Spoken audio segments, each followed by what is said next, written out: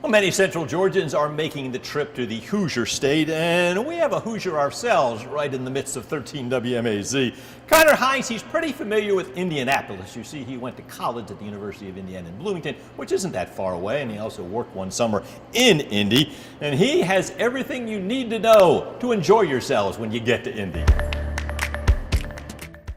Well, if you're one of the lucky ones heading to Indy this weekend, you might need some things to do. Now, having graduated from Indiana University last year, I myself have spent some time in the Circle City, and let me tell you, it is quite the spot for a national championship. Now, let's start with food because, let's be real, it's probably at the top of everybody's list. Our 3 restaurants to know for breakfast in Indy look no further than Milktooth. Now, their menu is always changing, but it's also always really good. For a lunch or dinner option, it's all about the Rathskeller. It's a German restaurant with things like beer and brats, but their menu also has everything under the sun, and you can't get me out of here without mentioning Indy's claim to fame, St. Elmo's Steakhouse. Honestly, it's just a really good steak. Now, a big reason to love Indy, it's walkable, right? So many of the things that you need to see right in the heart of downtown. One of the few that is not, but certainly worth the trip anyway, the Indianapolis Motor Speedway. Whether you're a racing fan or not,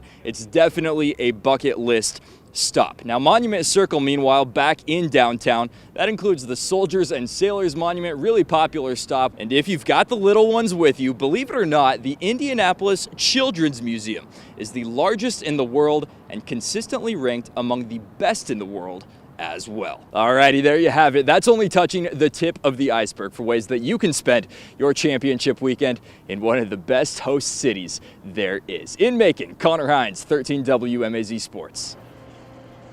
That German restaurant. That sounded pretty good. Some good tips there. Thanks a lot, Connor.